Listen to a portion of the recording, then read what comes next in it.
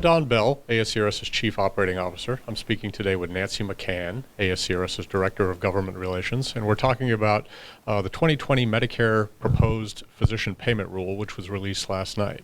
So Nancey, CMS is proposing cuts to the cataract surgery codes, both 66984 and 66982.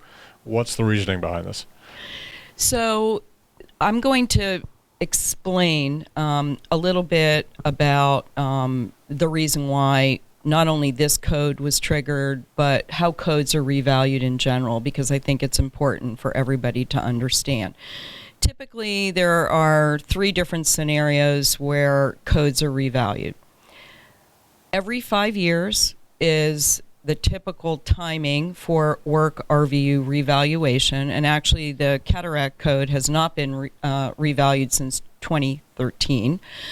Also, there can be a scenario where CMS indicates it's an overvalued procedure, and in some instances utilization goes up and that also triggers it. In this instance with cataract surgery, the ciliary body destruction code was billed 75% or more with cataract surgery, which then caused the RUC to look at the code and decide it needed to be revalued, and actually took the whole family of cataract codes to be revalued.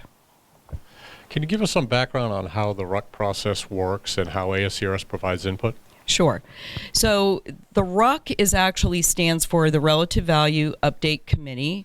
It is convened by the AMA and includes representatives from every specialty, and it is their job to go through these various codes when they're up for revaluation, both in practice expense and in work RVUs.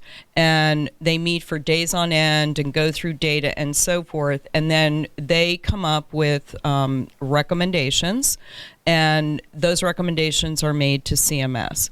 CMS does not have to accept the RUC recommendations, so I'd say it happens 80 to 90% of the time they will accept it. In recent years, they've tended not to do so on a regular basis. And as an example of that, a couple of years ago when the glaucoma and retina codes were up for revaluation and the RUC went through their process, the Academy and Glaucoma Society and Retina Society were involved in that.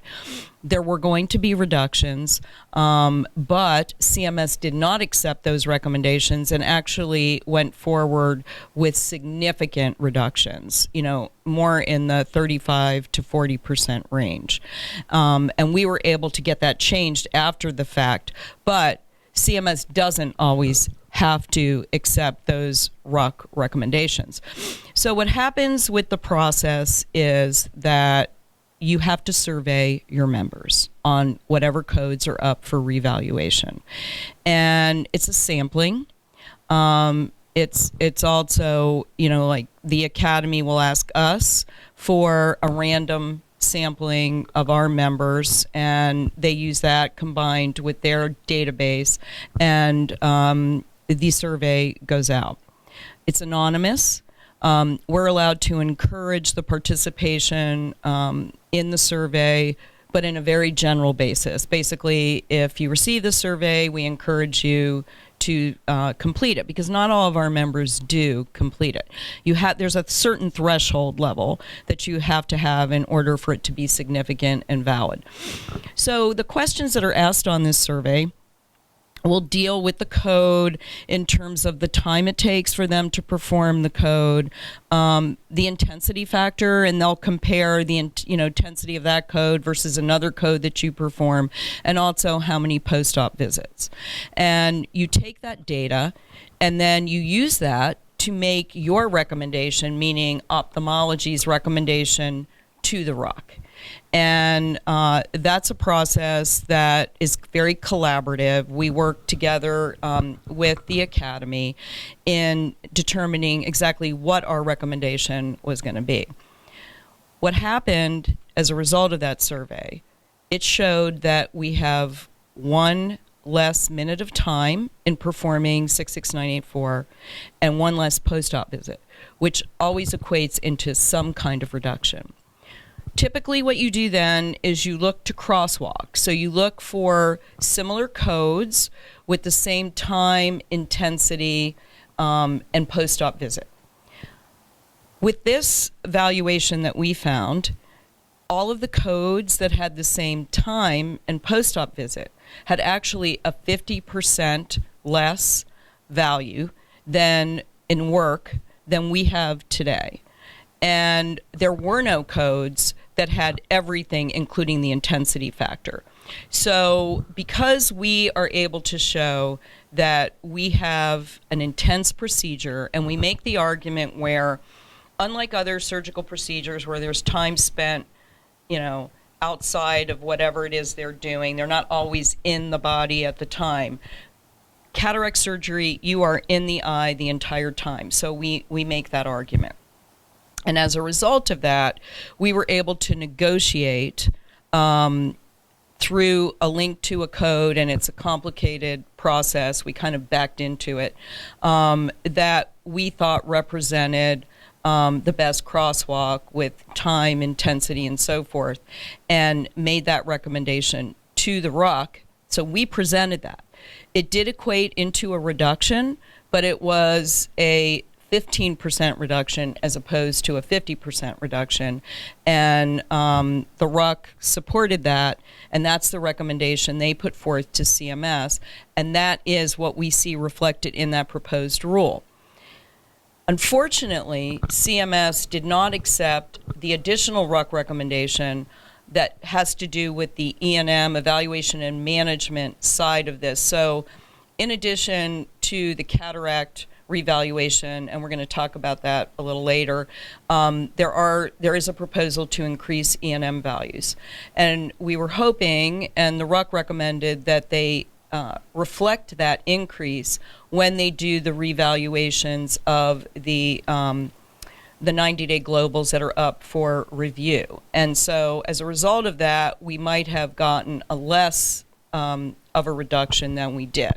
But because they did not, we are going to see this $97 reduction in 66984, and then I think it's about a $40 reduction in the complicated cataract. So it's certainly not good news for cataract surgeons, but it sounds like it could have been considerably worse. Absolutely. Okay.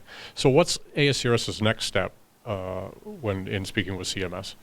Okay, so when CMS comes out with a proposed rule, it's proposed with a 60-day comment period. So we have an opportunity, and we will submit significant comments on the rule. There are a lot of other issues included in this rule.